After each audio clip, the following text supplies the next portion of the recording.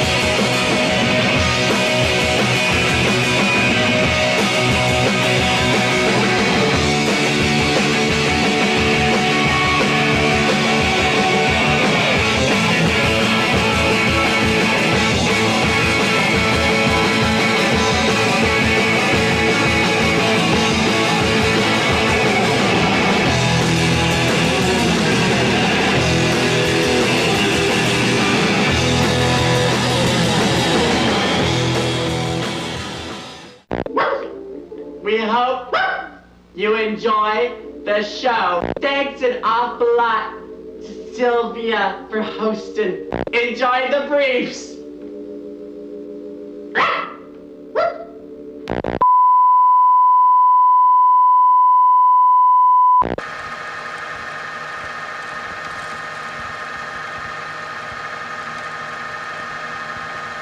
Dan and I were DJing at a place called the Lava Lounge. We had this punk rock night once a week. Lance and I were playing a lot of old records, old punk rock records. It was fun. It was getting kind of popular. There was all these people coming down. We had this idea, this big idea about we were going to start a punk rock band. Basically just rip off all the stuff that we loved and that we grew up listening to. Lance and Dan were in a band together called the Ya-Ya's. There was all this stuff going on in Seattle that was like real, like tough guy, black hair, shit like that. We wanted to just keep it really simple, like, 2 or 3 chords. We wanted a really shitty drummer. There was this kid that kept coming in who played drums, and he was from New Mexico. He had all these patches all over him. My first impression was that he was short. He looked like a crust kid. I grew up in New Mexico, from Albuquerque. So I was in some hardcore bands, some crusty bands. I played in a band called Blind Nine, and then I played in a poppy band called the Young Adults. The only reason I wanted to play that is because I really, really liked the Dead Milkmen. Real similar to like the Vibrators kind of stuff, like as far as being clean and like clear vocals and that kind of thing. So then when I came across like all these guys who wanted to play the same kind of stuff,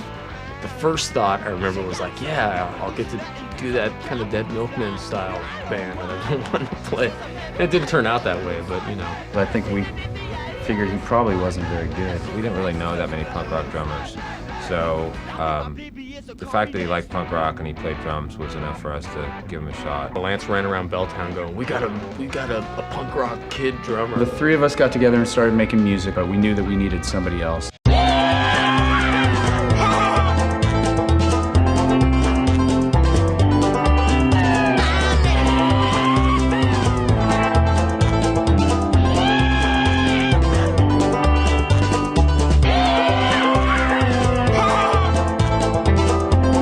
Steve were in Green Apple Quickstep, 91 through 97. So we got Steve involved.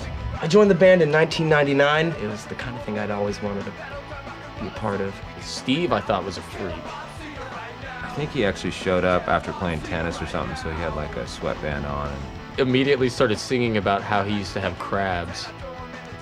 And so that pretty much backed up my feelings about Steve. No, the first song he had was about him having crabs. Yeah. And I didn't even know him. I was like, whoa, this guy's freaking me out. Got a new case of crabs. Yeah, true story. Yeah? Yeah. What was her name? Her name was Megan. It was a long time ago. 17 years old, true story. I got crabs, and it freaked me out. And like I was sitting at home, and living with my parents. I was afraid to tell them, afraid to tell any of my friends. Time? It was your first time, right? Well, second time. It was like doing the interview, Dan. What was that, Lars? Was that the first or second time you had crabs? No, it's throwing off my sheet. No, not crabs. The first and only time. But I didn't know what to do. I ended up. Did you scratch? Yeah, scratch. I tried to I scald them in the shower. Did you shave down at all? No, but what I ended up doing was going into the garage and grabbing a can of Raid, and I sprayed it all over my crotch, my balls, my legs. Oh my God! How did that work out? They died. They all died, but I got a rash. It really sprayed Raid on your crabs. Wow. And they died. I was 17, like a dumb kid in high school. I didn't know you could go to the drugstore and get medicine. Did you ever think about asking questions? No, I was too scared. Yeah.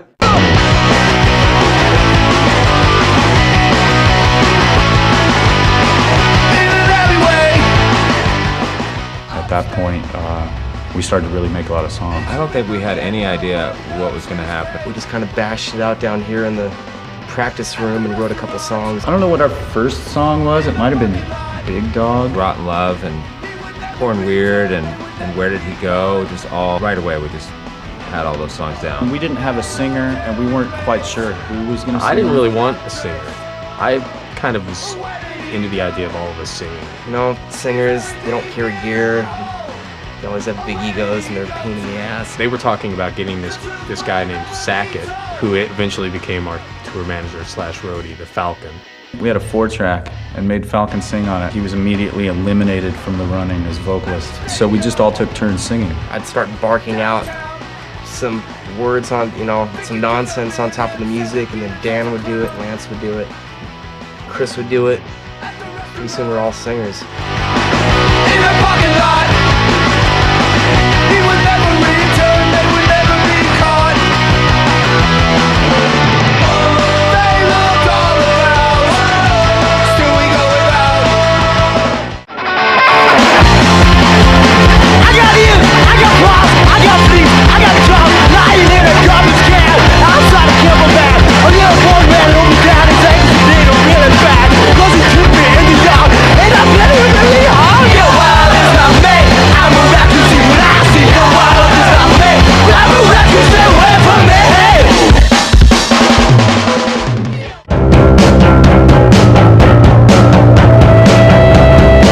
We got asked to play this party with the Spits at a house on Capitol Hill. We wrote 3 songs in order to play. Like Where Did He Go and Big Dog and I don't know, probably something that we don't play anymore. Let's Go Fishing or something. It sounded like shit. You couldn't hear anything anyway, so it didn't really matter. It probably lasted all of like 5 minutes tops. We had no idea on a band name, so it was just the briefs because the songs were short and we only played 3 songs. It was cool though. It was so much fun that we decided we need to keep doing this, and we wrote some more songs. I got in, I got cross, I got bleed, I got drunk, lying in a garbage can outside of Camelback. A little boy man hold me down and takes the day to really bad, cause he took me in the yard, and I'm getting really hard. Your wild is not me, I'm a rap to see what I see. Your wild is not me, I'm a rap to stay away from me. Your wild is not me, I'm a rap to see what I see. Your wild is not me, I'm a rap to stay away from me.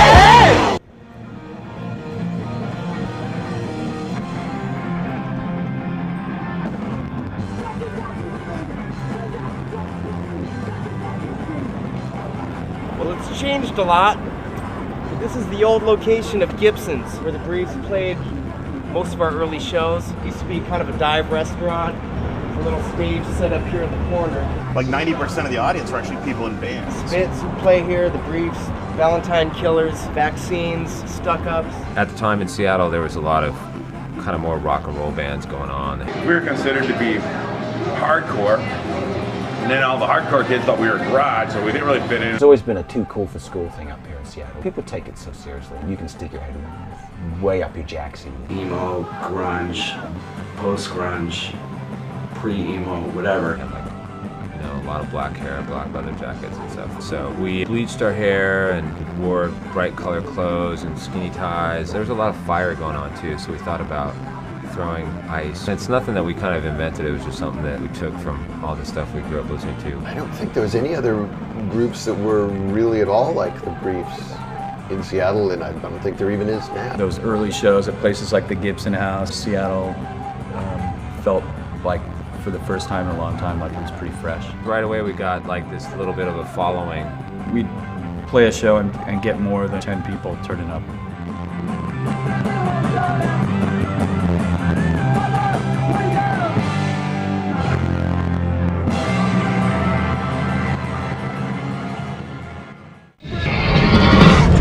Fucking hit me in the balls. Do that, dude. The perfect wax is put on the turntable, a cutting point called a stylus is adjusted, and everything is ready to record again the most popular selection ever caught on wax.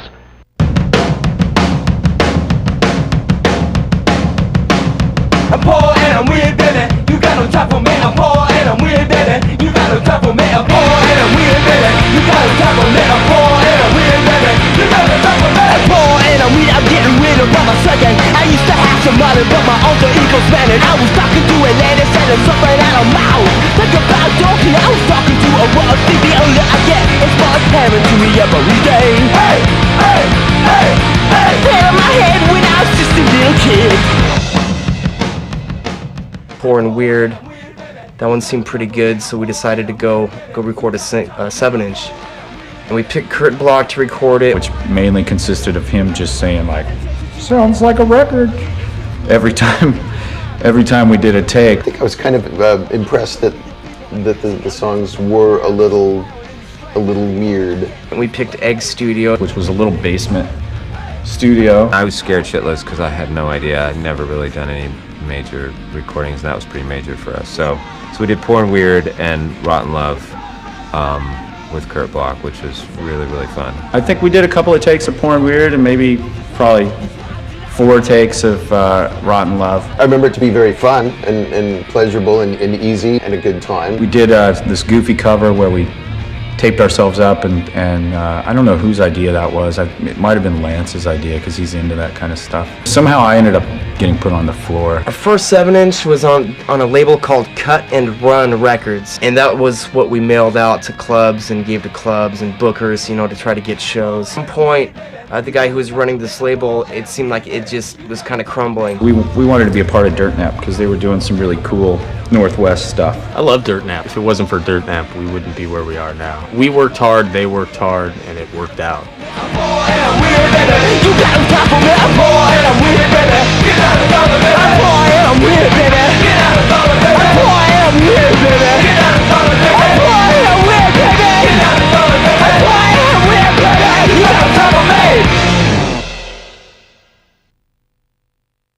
This is my favorite one. I like this cover. You got a little falcon up here.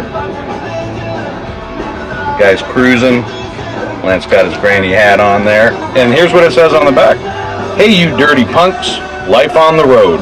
Smelly, tired, confused, and tons of fun. Finding lots of cheap records to sell to you for profit and playing with tons of crappy bands. Love it. I'll have lots of questions for you when I return, per usual. I'm sure you're missing us, so we'll return soon.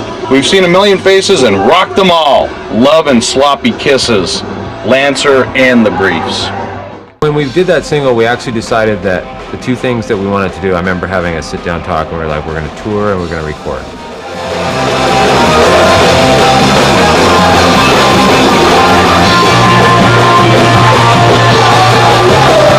First tour, the Briefs had a 7-inch and a t-shirt design. We rented our van from Sub Pop. And we just piled in, you know, with our box of 7 inches and t-shirts. I didn't even really know any of the band or any of the Briefs before the band, really. So touring with them was kind of our, like, getting to know them, you know. It's like, I didn't know, you know, Lance, and all of a sudden he's, you know, trying to spoon me in the middle of the night. It was cool, you know, 8 people probably showed up at the majority of the shows, whatever. We had a handful of shows. At most, we played to 20 people on that tour. And it was great, man. We loved it.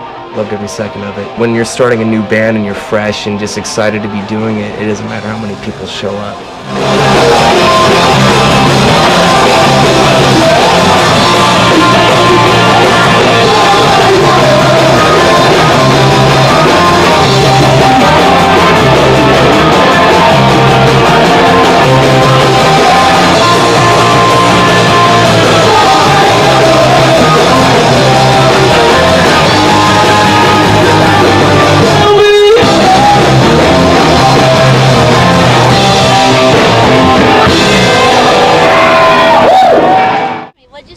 What's it like being a Briefs groupie?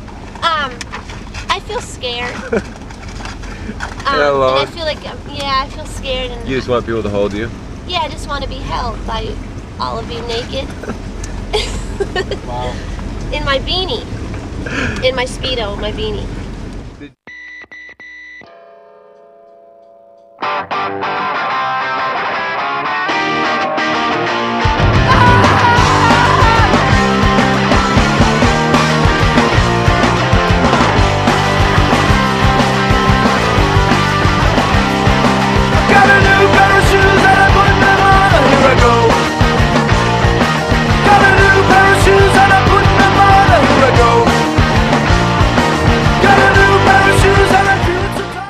Went into Jupiter Studios in Seattle. This was really my first time in like a pretty decent studio, so I was a little nervous.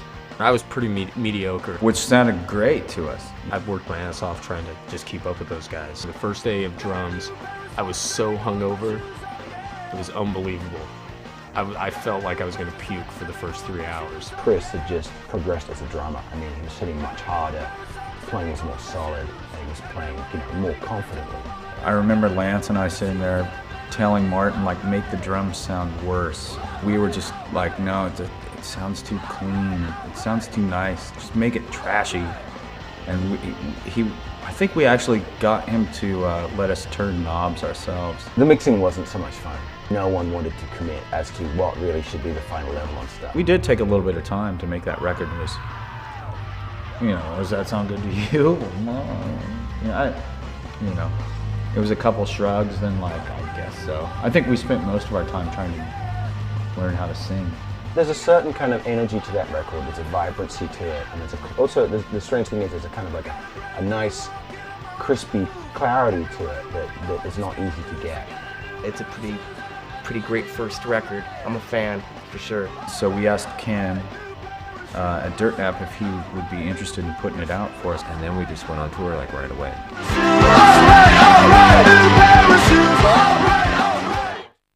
Wow. What are you doing? Jesus Christ.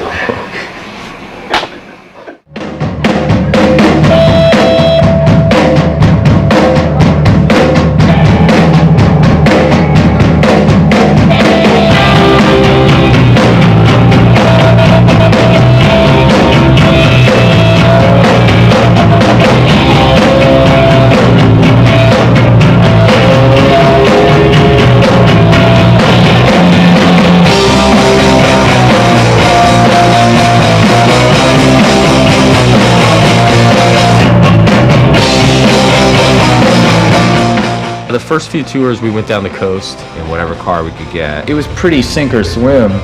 We would take a leave of absence from our jobs. Like 3 shows, 4 shows. We were selling our single and hit after hit, and I think we even made a couple of shirts. A successful night was $150. And if we're really lucky, pizza or bad spaghetti.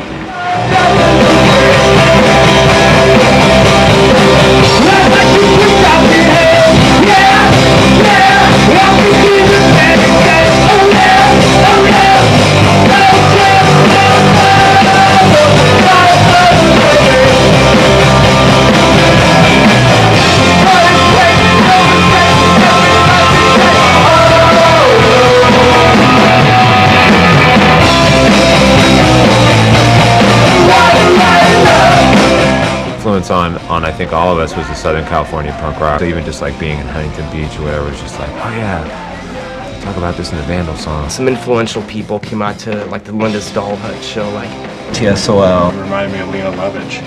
Yeah. Youth Brigade. Steve Soto and a couple of his buddies. We're floored, like here's the bass player from the Adolescents checking us out. He was nodding his head, and that was cool.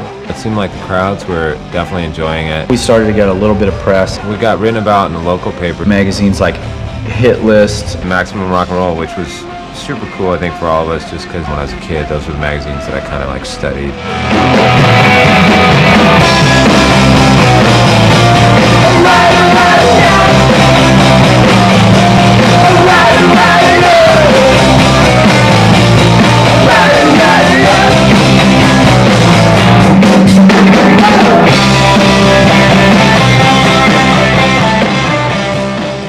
I like the first wave of punk, and I like the first wave of new wave, and that's what the Briefs do and did.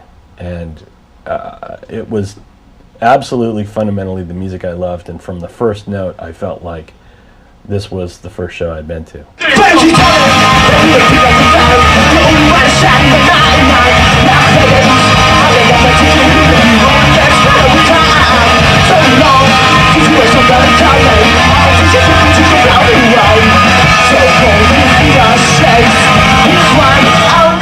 We played some gig at the Showbox with the Fast Packs, and this producer guy showed up and said, you know what, I should hook you guys up with the manager who manages me, and I think that, you know, we can get you guys like a big record deal, and you'll all be happy and live happily ever after and make a ton of dough.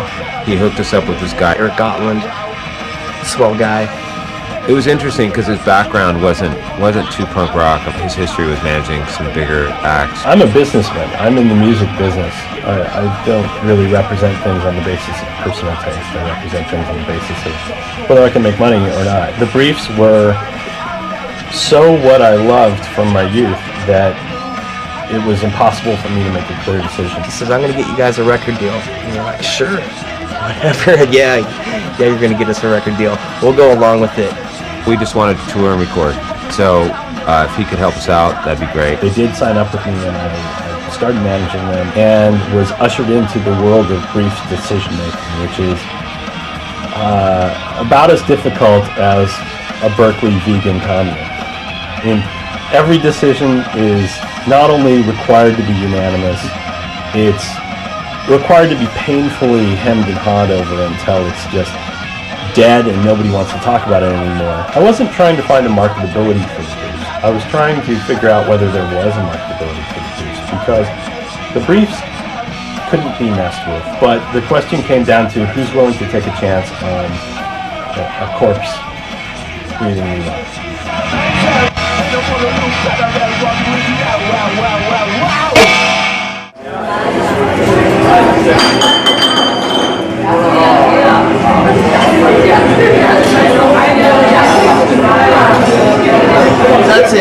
That's it, baby, that's it. Sure enough, I think it was about exactly a year later. I guess some labels expressed sort of vague interest or something. He's calling us, and he said that he got something set up for us to go down to LA and play a showcase. The Viper Room, you know, where all those Hollywood people go and overdose or whatever, where River Phoenix died out front. Johnny Depp's club. Which we thought was really funny, because that was kind of the, you know, the whole game of going to the Viper Room and playing a show for record label people. So we were cautiously excited about it. Atlantic, Columbia, Virgin, Interscope, A&M, Island, they're all there. Everybody represented. They showed up to watch the Briefs, and we played pretty good, and everybody just kind of sat there and watched us. And it was fucking retarded. I couldn't even, it was the weirdest thing. It was one of the weirdest shows that I think we've ever played. It absolutely could not have been done. The Briefs had tied all of their mics together with "Police Do Not Cross" signs. It turned the whole show into a push me, pull you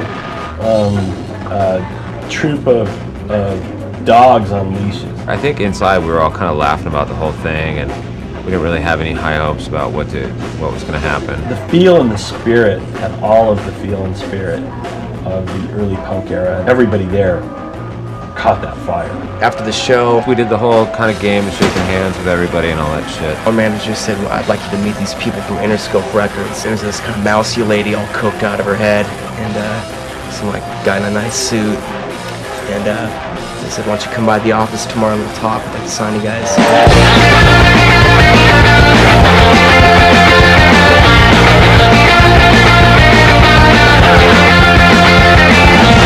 Signing to Interscope. It was just like right out of a Spinal Tap. We walked in and there was, you know, big oversized furniture. We were in a room with this guy Jimmy Iovine who like produced Fleetwood Mac and you know that whole thing. We didn't know anything about it or care. Somehow I sat down and positioned myself in the middle of Jimmy Iovine and our manager. Just totally awkward, just sitting there in this big leather chair while they talk back and forth with just me in the middle. And I look over at Dan across the room, and he's leaning on this piano. And I look up above him, and there's this huge black and white picture of John Lennon on this piano. And then I look down, and it's the same piano. It was pretty crazy. Cranked up our song on the stereo super loud, bobbed his head, and I'm watching him thinking, you're just full of shit.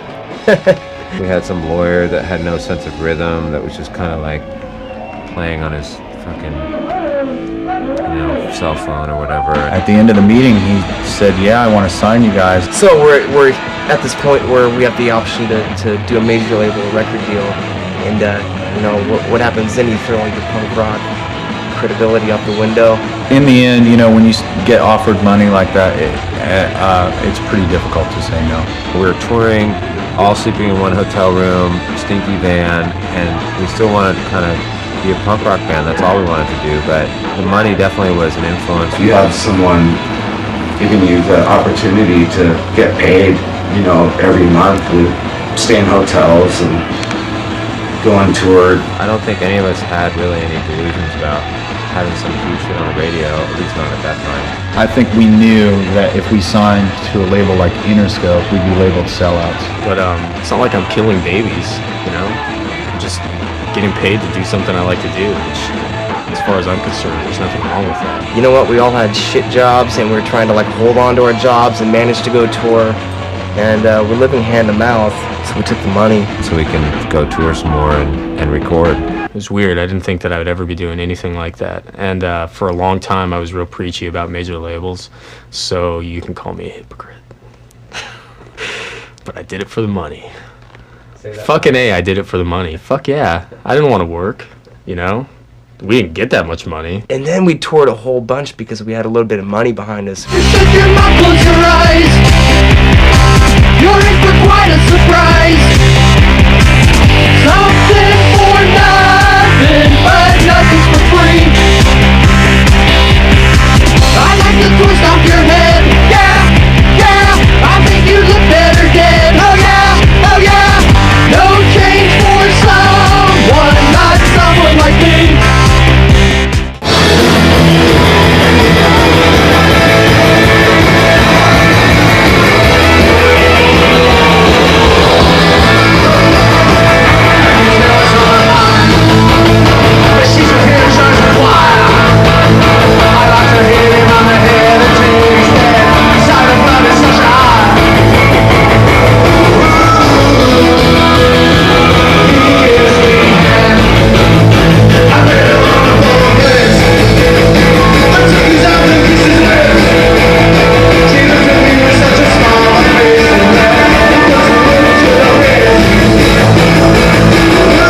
Hooked up with a tour with TSOL and the Damned. We were opening the shows, but hey, it was great. It's nothing like, you know, guys twice your age just completely kicking your ass every single night. That was my favorite tour because that was my first opportunity to be legitimately touring with my heroes. You know, these are the bands that I grew up listening to, that I loved above anything else. My bills were getting paid at home.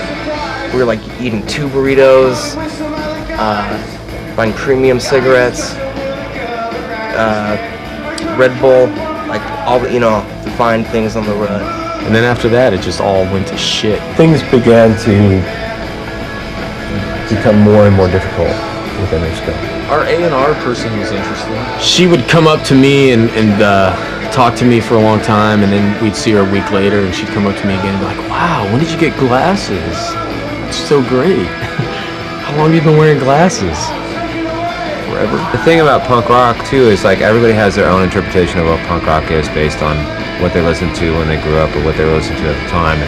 And the record company, you know, the executives, and there were some people that knew what it was, but they were the ones like shipping out the boxes, I think, more so than the ones sitting behind the desk. Interscope kept asking us to do stupid shit, and we kept saying no. And they kept wanting us to do these tours that we didn't want to do and offer this stuff that just we didn't want to do, so we kept saying no. Our manager had this idea where it would be better if I was not, at the time I was playing in the middle of, you know, I'd play on the side and put Steve in the middle and just like trying to change kind of who we were. Their idea of what a punk rock band should do was different than what ours was, which was being in a van and touring and playing as much as possible to people that we enjoy playing to. At one point they told us, they were like, well, you know, you can go play those shows, but that crowd really doesn't mean anything to you because, you know, we're going to be hitting a whole different market. And I think we were all kind of confused by that. They just didn't get it. They were like, well, you'll get a bus soon enough, you know, and you don't have to worry about that stuff. And I remember being on this one tour and like our A&R person was like telling us what songs we should play over the phone, and, you know, all kinds of weird shit was going on.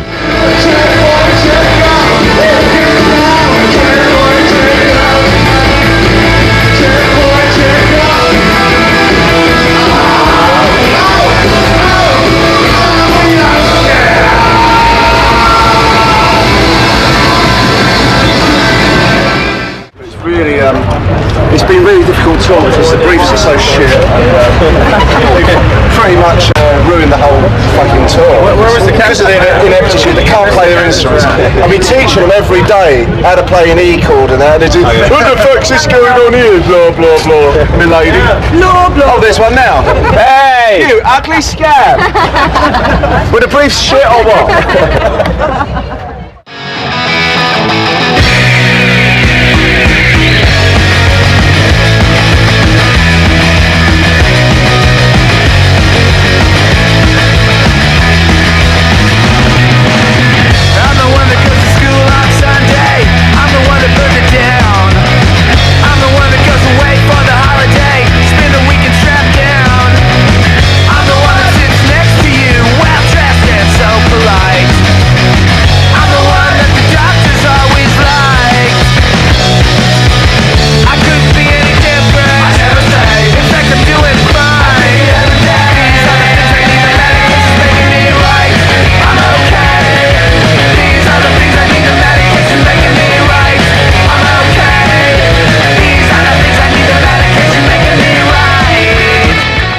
Our idea was we're going to put out a classic punk rock record with the idea that it's possible to put out a major label record with a good production, but that it's still going to be raw and true to the music that we love and the reason why we started this band. For some reason we ended up picking this English guy named Mark Waterman, who did the Alaska album. Who was just weird. What a nut. He was great. He looked like Austin Powers. We drove him crazy.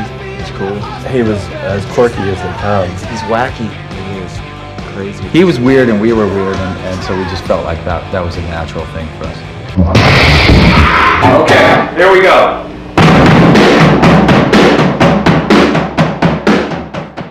We decided as a band that the best thing would be for him to come out. Hang out with us on tour to see if he was, you know, tolerable, and if he could tolerate us. He was sort of tolerable. When we decided to finally make the record for Interscope with Mark Waterman, there's a couple things that we knew we wanted to do. We knew we wanted to stay home to save some money so we didn't have to all stay in hotels. And we knew that we wanted to do it at some studio that was reasonable but still could accommodate the crazy British man that we were using, and also Interscope, I guess. Interscope wanted an inexpensive record, and the Briefs wanted an even cheaper record. And every time Interscope called us, it seemed like the price went up on how much we spent. There's also an ongoing war about some prior recordings which Interscope used, which they never paid for. That caused a bunch of acrimony, and I went to the wall on it. I wrote a 9-page letter trying to get those producers paid. We were never paid. It was strange because suddenly we had a lot of time in the studio. The label wanted us to spend way too much money on the album and take too long to make it and get all the drum tracks perfect. I think the whole recording process maybe took like 6 weeks. The band was really pushed by Interscope into making recordings that weren't exactly what they wanted to do. Once we got into the studio, the label wanted us to re-record old songs. That's why they signed us, they said, is for some of the old ones. You know, so we're re-recording Porn Weird, you know, for like the fucking 6th time.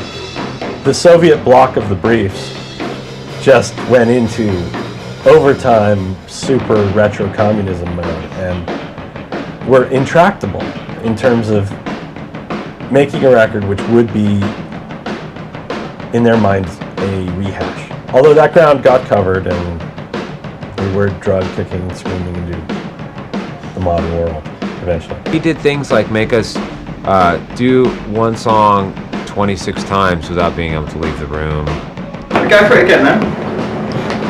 We're tired of playing the same song over and over. Well, let's just go get it done. Just get it over, get it right. Fuck.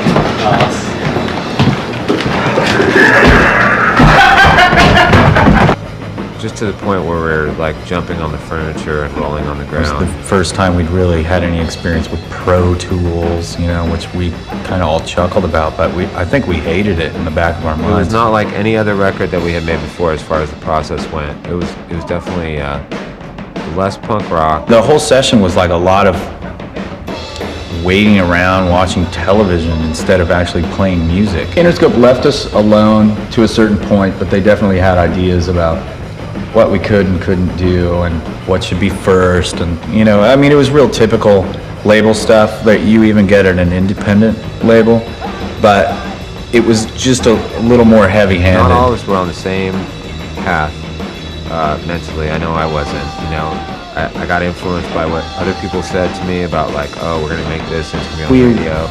We're feeling like it was the wrong thing for us to do, but at that point we were already stuck in it. Yeah, we didn't want to end up having to go mix it someplace weird, so we found someplace even stranger. So we took this Londoner from his home and then took him to the middle of nowhere in the mountains, where they had a soundboard that was acceptable to the record label, like, you know, a Neve or something, you know, Paul McCartney spilled beer on. and left him there with Falcon for weeks. We rented like a Lincoln Continental because we had the money to at that time.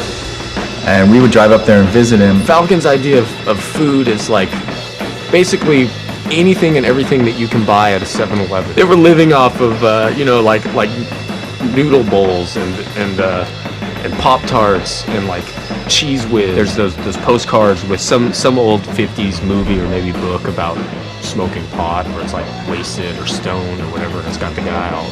That's exactly what he looked like after we were done with him. At the end of the whole process, we weren't really so happy with the results.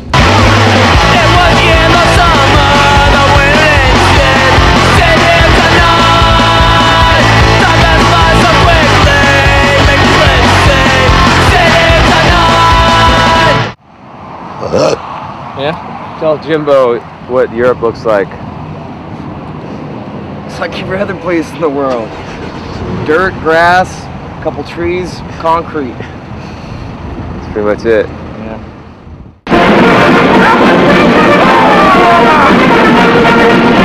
London. So we just did this thing at the BBC yesterday, and we tried to do this song, but they said that there were some people that didn't like it. So we're gonna play it, and hopefully you'll like it. And if not, you get the fish. Here's a song about London kids. It's called Looking Through Gary Glitter's Eyes.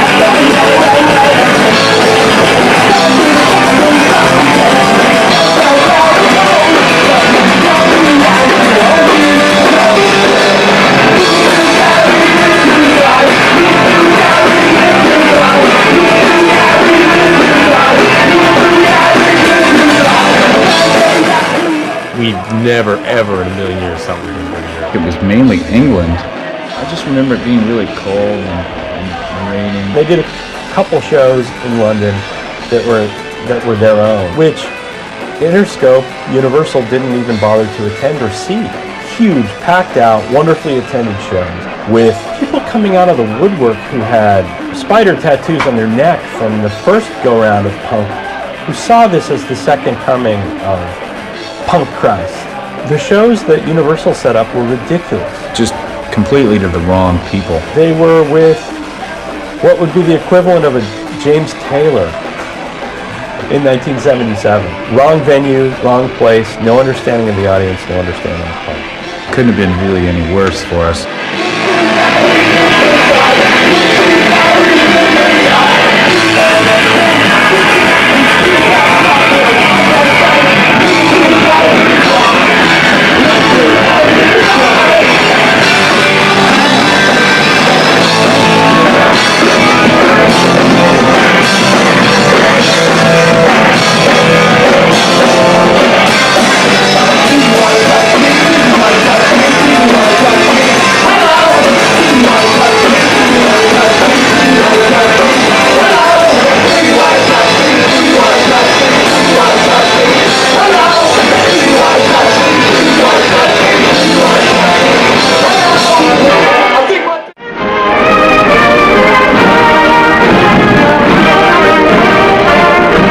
Falcone. Where are we? Perugia. No, Perugia. Perugia. Perugia. Perugia. Perugia. Perugia. Perugia.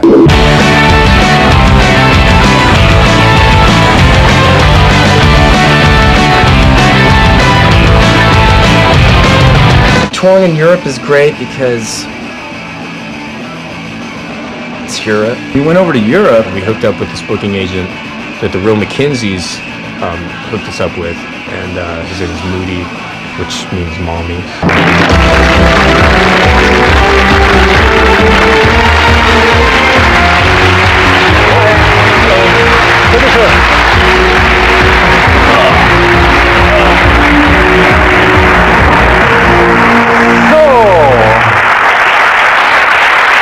Wobei, wenn man sie and ended up having really pretty decent shows right from the get-go. We had people that were, singing along to our songs. We just had no idea that anybody would care, and there were actually crowds. The difference was that we did a lot of support tours in the U.S. at that time, whereas in Europe, I think we were doing headlining shows right out of the gate, developing our own audience. When you show up to the club, they give you all the food and drink you can possibly stomach, and then make sure that you have a place to sleep that night.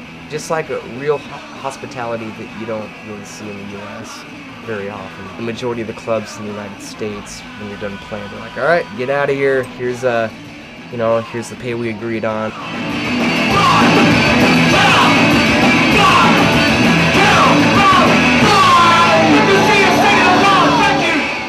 Do you agree with that, Lance?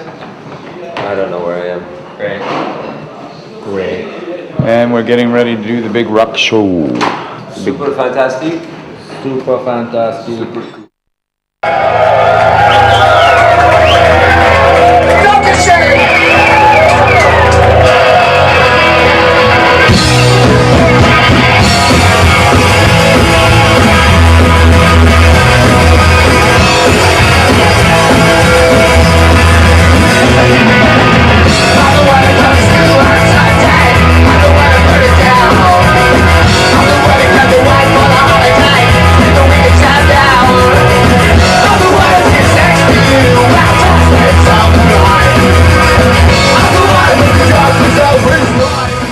Our first show ever in Berlin, I remember walking into this club called Wild at Heart, and it was packed. I guess the show was sold out. I watched this band, The Shops, playing. I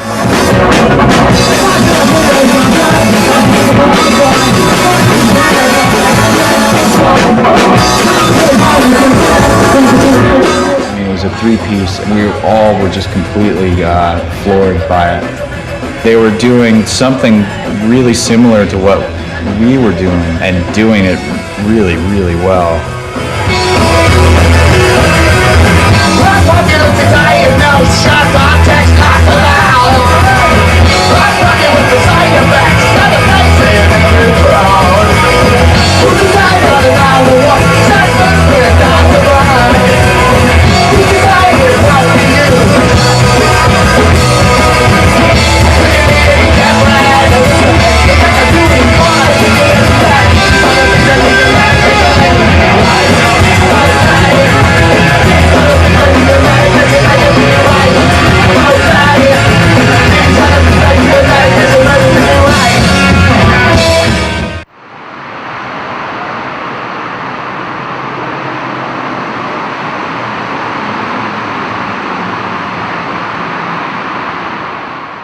The trend that the Briefs were really part of was beginning to happen, and it was exciting. Unfortunately, I don't think Interscope saw it that way. We were wondering when our full length was going to get released. It seemed like things were taking a long time. You know, they had this chart of when our record could fit in it based on sales prior and all this stuff, which we didn't know anything about that. When it got to the point where we were like, well, fuck, it's been a whole year since we put out a record. Since it didn't seem to be getting released anytime soon. We just decided, well, fuck, we got songs from singles and sessions. We went into the studio, recorded another record.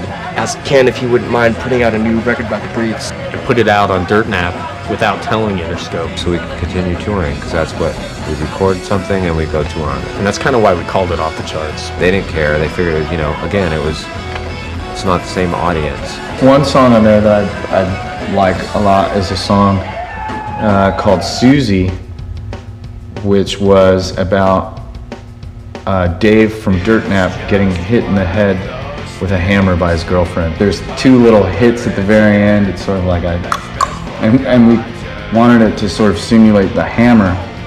So I remember being in the studio and hitting different things to see which one sounded maybe the most like Dave's head. I mean, we tried cowbell, and I think it ended up being a drumstick on a lead pipe, and I think I was real proud of that. Susie.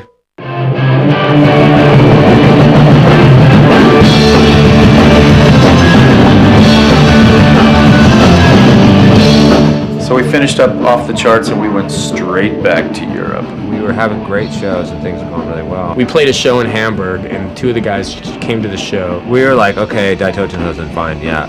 Like, who are they? How much are we going to get paid? And where are we playing? And when is it? Afterwards, Moody, our booking agent, was real excited. Oh, Die Totenhausen wants to take you on tour. You have to go. You have to do it. They're a huge band. I remember thinking to myself, like, huge band, we'll be playing to maybe 500-600 people.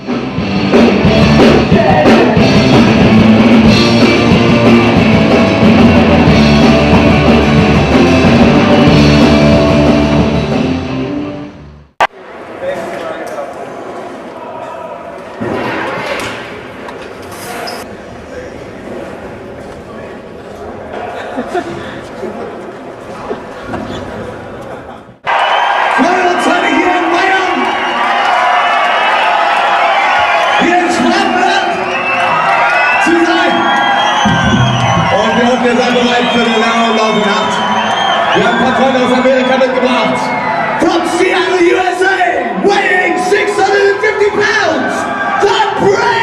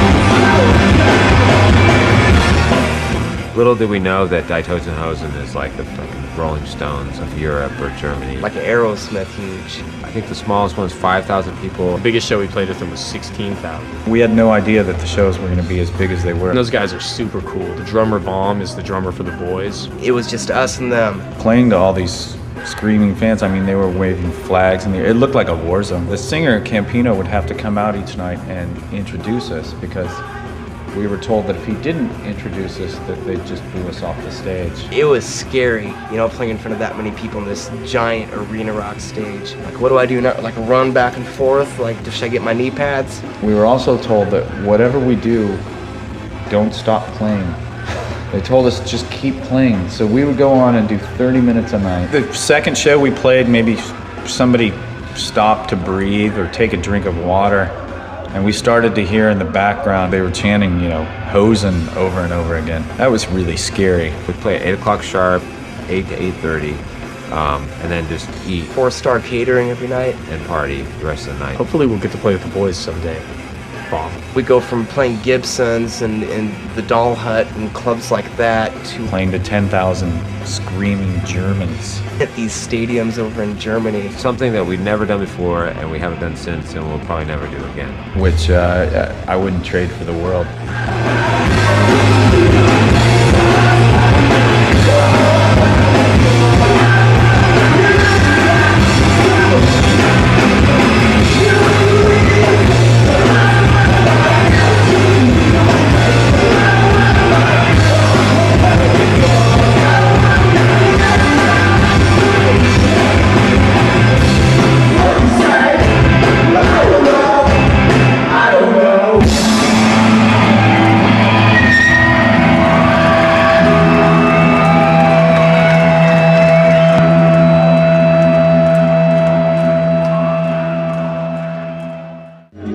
Have you ever heard of the Briefs?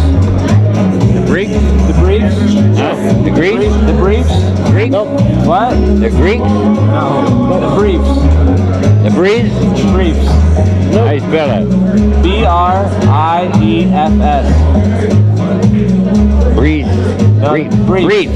Youngest daughter, Mike. Yeah. Briefs. Okay, Briefs. Oh yeah. My youngest daughter. This one's for the hardcore American.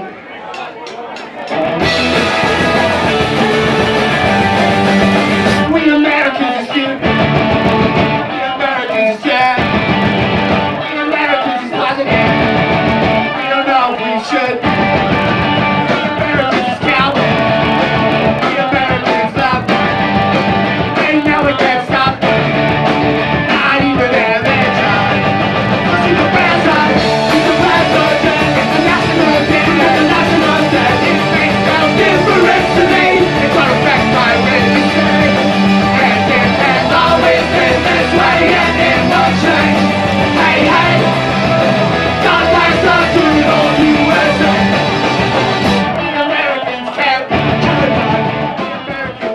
While all the major label stuff was happening, half my head was just like, you know, fuck all this. It's it's La La Land. So it was really disheartening because here we are doing these huge shows, getting paid well, treated like kings, and then we got this, you know, major label record back in the States that's just sitting on a shelf. We had a song called We Americans, and they were really adamant that we don't release that as a single. Because it was too close to 9/11. It didn't have anything to do with 9/11 at all, but they felt like it might be misconstrued. You know, maybe it was by your typical meathead, but I think really it's just a song.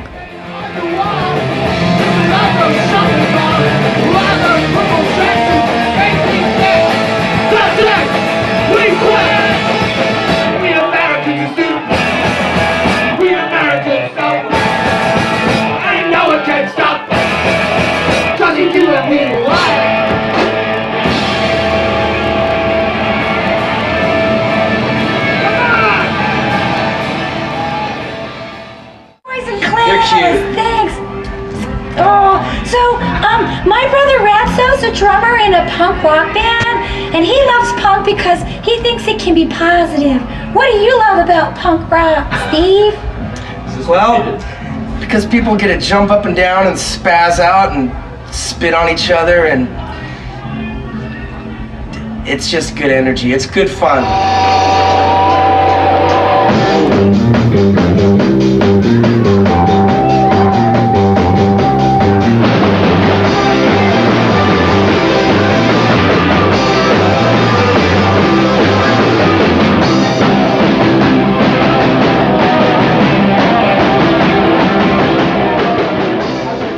First time hearing the Briefs was Lulu played it in a car, and she swears that I thought the band sucked. Sean came out to see some of our, maybe our third tour or something in Los Angeles. We were like stoked, man. Sean Stern's into our band, he came to see us. So we were really excited because he looked exactly the same, and we were like, fuck, Sean Stern's there. He'd come to our shows before, but This time he like brought us a box of records. We're like, oh cool, you know?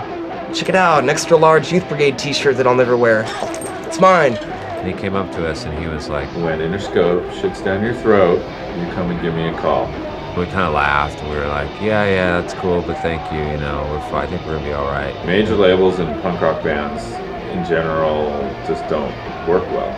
It's like, you know, oil and water, they don't mix. They don't give a shit about your music or what it is you have to say. It's not their concern. They're run now by bean counters and lawyers and accountants, people that were selling used cars before they got this job. The Briefs were ahead of the curve. They were part of the new music business before the new music business began to settle in. They were probably 4 or 5 years ahead of their time in terms of that. Interscope ended up not putting out our record after a really long wait. It was, I think maybe it was like a year and a half or something of them sitting on this record. The Briefs were an opportunity for a power play. There was an attempt to trade the Briefs essentially in Europe. There was a slimy move about to happen, and when I stopped the slimy move, everything got quiet. They just happened to like pick us up and like dump money towards us for a little bit of time, which is cool because it got us off the ground and enabled us to quit our jobs and focus on touring. It's sure hard to make ends meet, you know, starting out with a band, and currently for sure. We kind of eke out a living doing this, but not really.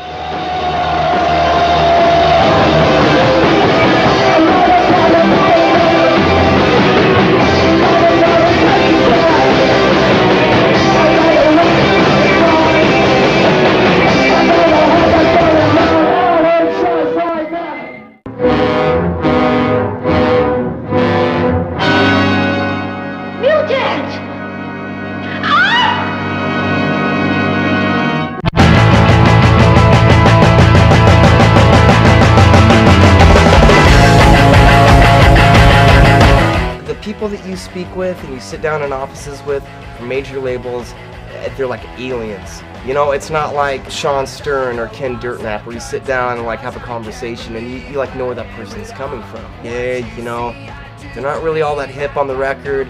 They don't really like you guys all that much. One of us asked, so maybe we should just leave the label. It's too bad, but at the same time, I don't know that Interscope, given the way that it was acting, wouldn't have just crushed the band in the wheels in some worse way. I don't think anyone cried when we got dropped from Interscope. It really wasn't all that big of a deal. We started looking at the contract and started trying to figure out, you know, how we could leave the label, what the best and easiest and cheapest way to do it would be. We found kind of a weird thing in the contract through our craziness of signing Interscope. We missed, which was the fact that we were owed one more record. Once we found that we were able to get our record back that we'd recorded, get a little bit of money, and be free and clear of everything else with Interscope. Which I think we were all pretty relieved to get out of, you know, and get out of it scot-free. And then we promptly fired a manager and a lawyer. One thing's worth saying is, the Briefs stiffed me. We stood our ground, we did what we wanted to do, and they didn't like it, so they kicked us off. And we still got the money, so joke's on them. We ended up starting to look around to figure out what label might be the right place for us. Remembering that Sean Stern had made us an offer. We crawled back to him. At that point, I think the band was like my favorite band. Signing to BYO was Sean making fun of us for long enough until we finally did it. I grew up on BYO records, you know. I knew how to draw the little symbol on my peachy at school with the guy with the head and like the, you know. I mean, fuck, it's the best label, you know, we've been on, and those guys are real supportive. They're pretty smart, and they seem to really honestly like us, and shit, they've been putting out records for 20 plus years, so let's do it. One of the best signings, I think, ever. Hammered out a pretty quick deal, you know, something really simple. At the end of the day, I'm a punk rocker and I'm a fan of good music. If I like your music, I'm going to be at your shows on the dance floor singing the songs. I just put out music that I like, and hopefully kids respond.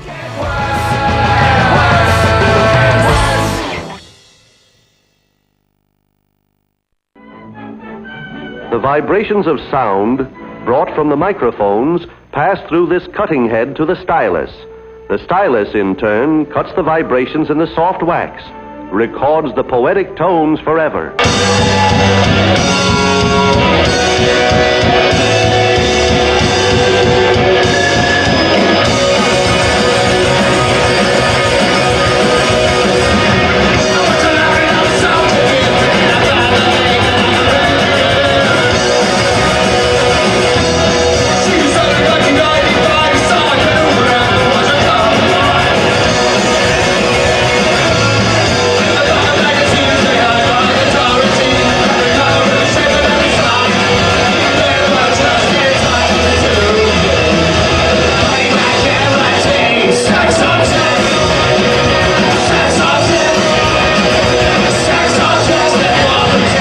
Decided to call the album Sex Objects, which I think we were going to call the Interscope record. We initially wanted to put on the cover as male sex dolls dressed up as us in ties and goofy sunglasses and all that stuff. Sean Stern said it was too gay. So we ended up going with a cover where I think we're running over one of the guys from BYO with a shopping cart. We did it at Egg Studio with Johnny Sangster. He was familiar with Egg, which hadn't changed at all. And we had this idea that we wanted to go back to Egg Studios where we made our first single and kind of recapture whatever we had at that time. We played everything live. We didn't want to do major production. We wanted to keep it simple. We wanted to do it fast. 2 takes and call it a finished song. Just make a punk rock record, you know? Falcon came down and like listened in, and we got the nod. Like, it's all good. It was super fun.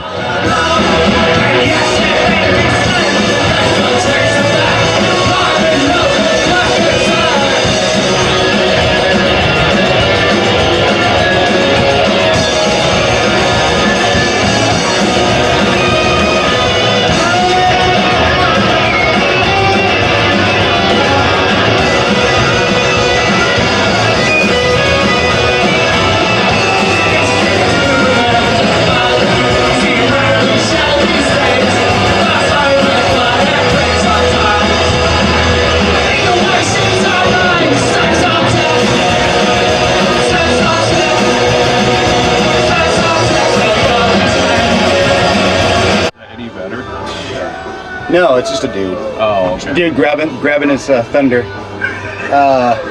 It says, baby, take my hand. Don't fear the Reaper. Baby, I'm your man. We met a guy with a 3-foot mohawk in St. Louis who says he's got a huge crush on Byron. He also said that he wants to beat Steve-O's ass. And Pete should have a great gun shop in Portland. Thank you very much, the Briefs. Hey Pete, thanks for your home number. I've left it in over 50 gas stations, bathrooms around the U.S. That's from Chris. Lance says that he will see you in gym class. And of course, Dan has to point out that these stores in St. Louis are way better.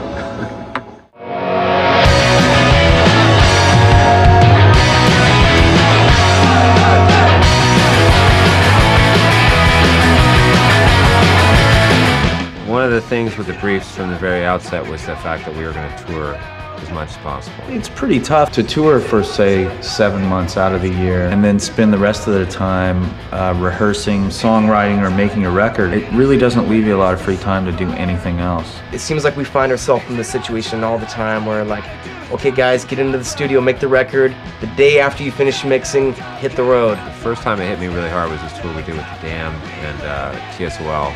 It was an 8-week tour. It was a really good tour, but I was pretty sure that, you know, I was going to have to stay home after that for a while. I remember the van pulling up when we were on our way home and the van like stopping, and I didn't even want to get out. I was like sleeping on the floor and wondering, like, trying to figure out where I had to be and when. We had just gone through a big tour.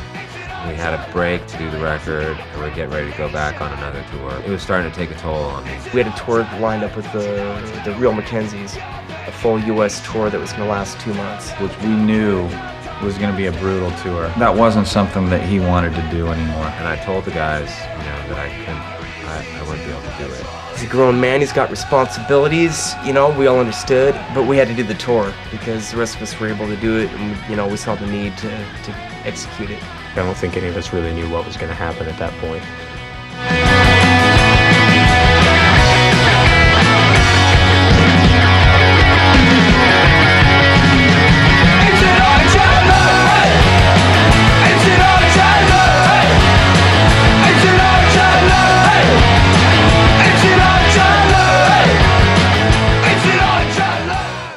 Time to midnight after you, time to see where through.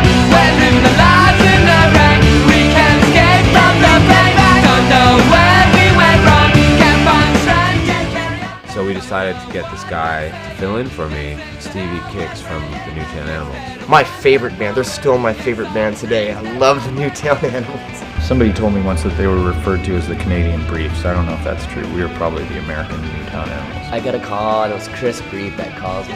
We asked him if he'd go on the first tour with us without Lance, which was pretty weird, honestly. It was weird. I was seriously in shock. I was like, I'll call you in a couple days, and I ended up calling that night, like saying, yeah, I'll do it. It was pretty cool. I was just like, I get to play with the Briefs. Kicks came down, you know, I was like, yeah, man, I want to try out. You know, I love the Briefs. You know, like, cool, man. You love the Newtown Animals. You know, you've already dyed your hair blonde. That's a good start. You got a cool bass. You got a Briefs patch on the back of your jacket. You think you're gonna work out? I'm like, I learned hit after hit. So we go into Pouring Weird. We start playing it. It's just awful. Kicks, he's just like, he's not hitting any of the right notes. I'm playing in the wrong key. And it's so dissonant, and he's playing it just completely fucked and wrong. I'm just like, oh shit. So we look at it and we're like, okay, let's do it again. You know, okay, Pouring Weird, come on, Kicks, let's do it. We do it, and again, the same results. It's horrible. We found out that Kicks had learned the songs from the LP, hit after hit. His record player apparently played too slow. So he learned everything in the wrong key and slower. They came back and their eyes were all big and they were just like, that was really weird. And we're looking at each other thinking, man, the Newtown Animals are really good. Like, they're a really good band, you know? And Kicks is really good. And you know, I've listened to the records and I've seen them live, and what happened? I was hoping it would work out. At that time when they first came back, it didn't seem like it would. Like, they were like, I don't know if this is gonna be working out. Lance was nice enough to like come hang out with me, show me the way he played songs, and show me some stuff. I really appreciated that, actually. So he came back again and learned them in the right key. You know, he fit in, so we took him on tour. And so we went out to do a Real McKenzie's tour, and then Europe right after that with Kicks. Still thinking that when we got back, Lance was going to tour. Hey, Pete and Byron. Wow, it's sunny here. It's from Hawaii. Crazy. And I know it's cold in Seattle, so I hope this postcard warms you up. XO Daniel. Dee Snyder, who was apparently with the Briefs on that thing, said, stay hungry. Hungry spelled wrong. Nice. With an E. Nice going, Nix. Chris wrote, me drink manly pink drinks and puke up. Chris. The Kicks wrote something on here. Hey guys, well, we had a great time with the guy on the front. Jeez, who knew? More hangovers to come. Kicks. First tour in 4 years, you know, without me. Kicks fit in seamlessly. The first week was really like, you know, nerve-wracking. I think it was tough for Kicks. A lot of people were just like, all right, where's Lance? Who's this, you know, black-haired guy, you know? We want the blonde-haired guy back. But I just didn't let it get to me. I was just excited to be out there and playing with them. I think we were pretty fucking lucky to get that Canadian guy. Okay. Are you gonna read it off? Read it out loud, will you, Ken? Can you read that out loud, Ken? Okay, ass monkey. Is 4 spots necessary for your huge car? Obviously not. You're dumb. Thanks. That's Minneapolis. Minneapolis. Minneapolis, okay. I Yes. ain't calling out this song's called No!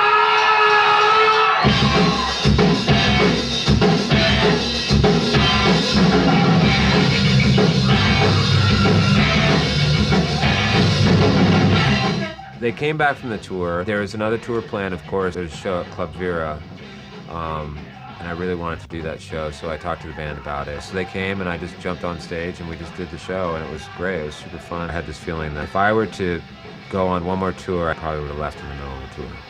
And for me to leave in the middle of the tour would have been the worst thing. It would have been like a dishwasher walking out on in the middle of a dinner rush or something. Not that I'm on the same level. The dishwasher. This thing was just weighing on me heavy. All this other stuff started happening with me. It was keeping me up. So I decided to just finally go and talk to the band about it and figure out, you know, what the solution would be. And I figured I'd go have this conversation. I'd be done. You know, it'd be over.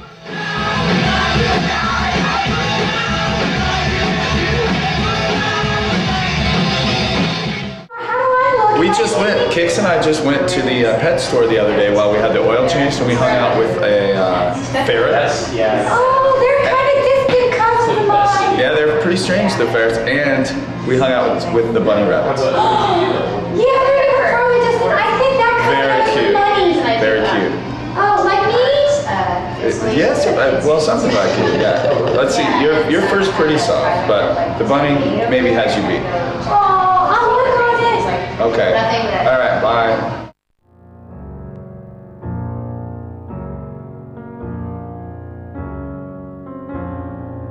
Right after we made the record, I think he made the announcement, the final announcement that he couldn't be in the band anymore. It's kind of alarming because, you know, we just signed the briefs. They put out a killer record, and then we hear that there's like something going on there. Girls were in the street crying.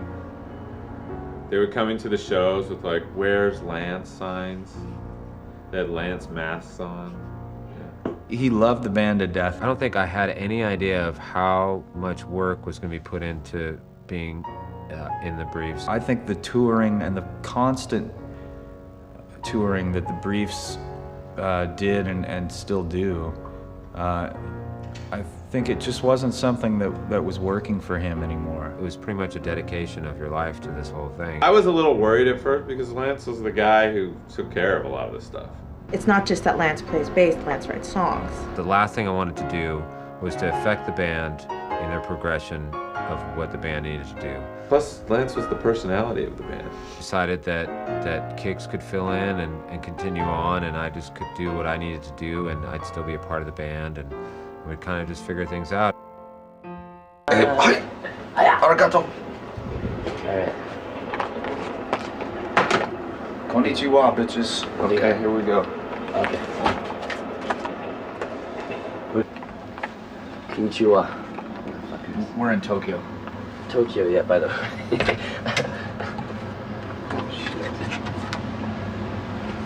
See, this is what one of us is gonna fall. See, they go, we have to do here. Yeah, it's a long ways down. We're going next door. Go ahead. Freestyle.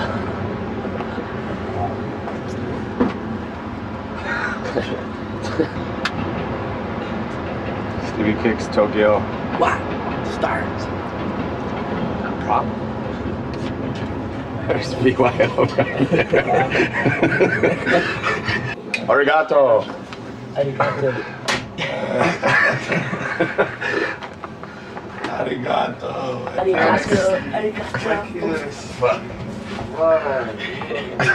Arigato. Arigato. This guy did a fucking great job and took my place. Steve from the Newtown Animals. Let's see him.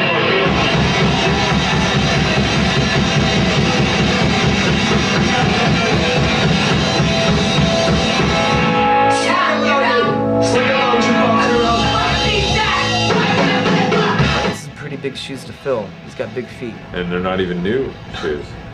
Kix's feet aren't as big, but he does a good job. And I know some people were like, "Ooh, it's not the same without Lance." I said that for a while, but after a while, everybody forgot about Lance. We did tons of touring with Kix. We did everything from Japan to Warped Tour to Europe to the States.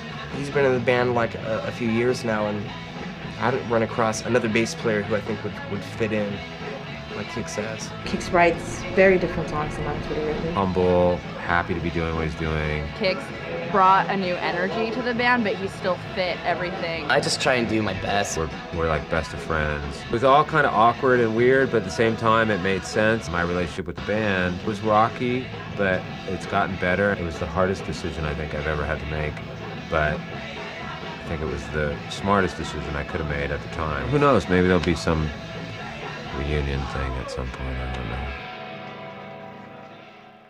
know. What day is it?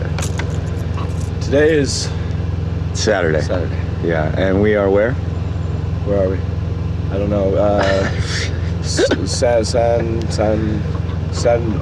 Rafael or something. San Rafael. And what time is it? Breakfast time.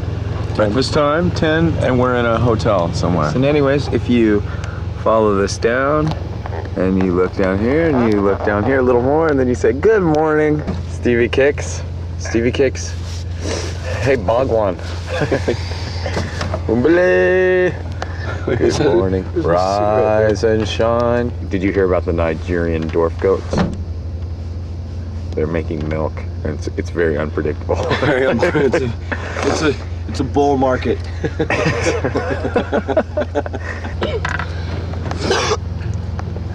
Just give me I'm okay. I'm alright. Okay, perfect. The sound engineer is ready. The musicians are set. And I see a record made.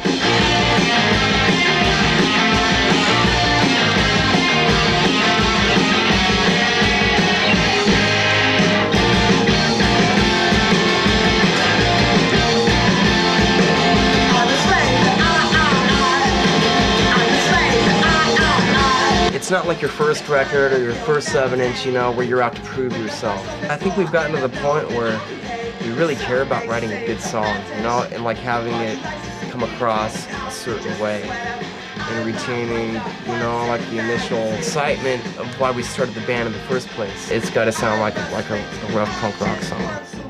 I was standing in line getting hit on at the bank.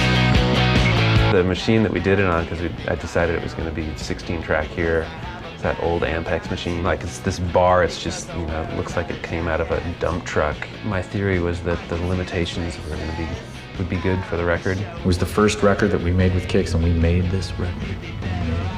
It's intimidated, you know, to write songs with them. They write like the best songs. I was stressed out in that part, because I'm not really a songwriter or anything. My song on the record's 40 and Above.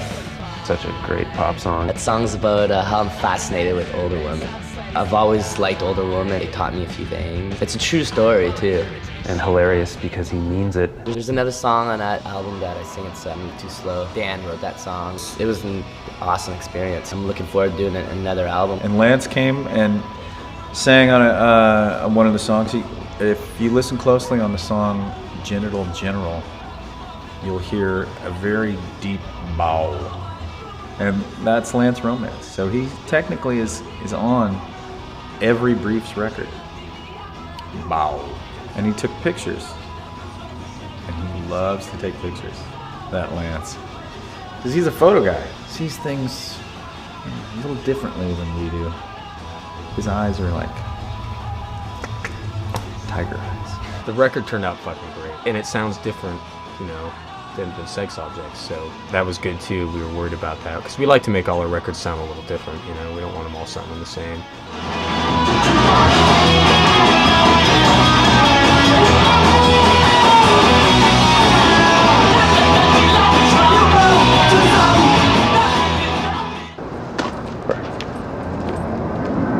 Did you hear what I say?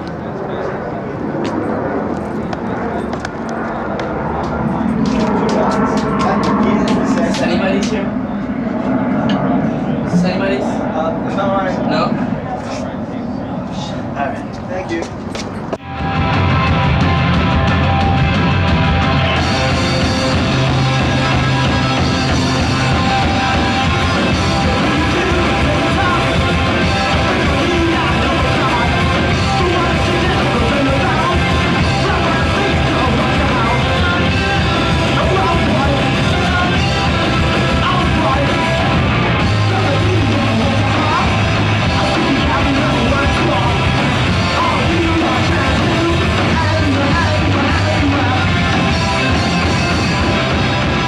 Future is bright. Yeah. If I have my way, you know, I see it going really well, and you know, crushing screamo, fucking emo bullshit, you know, down and let like real music, real punk, you know, fucking prevail. It's pretty important and it's pretty amazing when a band comes along that takes the elements of all the greatest bands that you've ever liked in your life.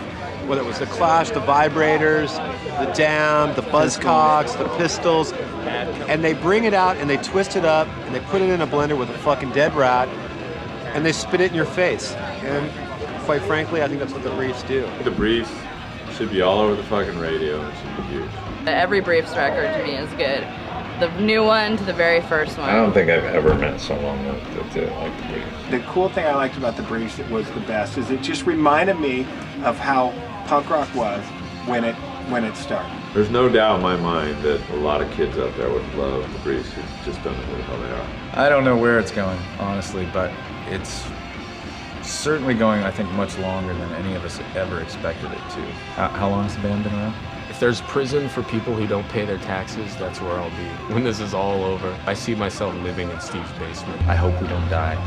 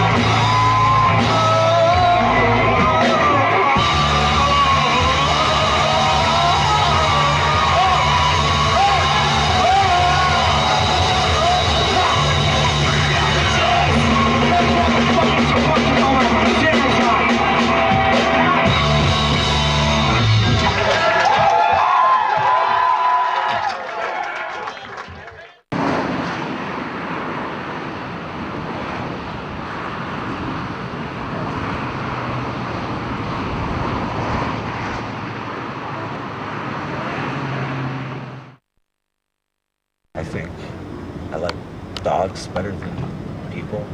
I wish you were a dog interviewing me right now. Sometimes I wish I was a dog. Me too. It's got to be a good feeling to eat shit and lick butts. I'm not on acid. I haven't done acid for... Hallelujah.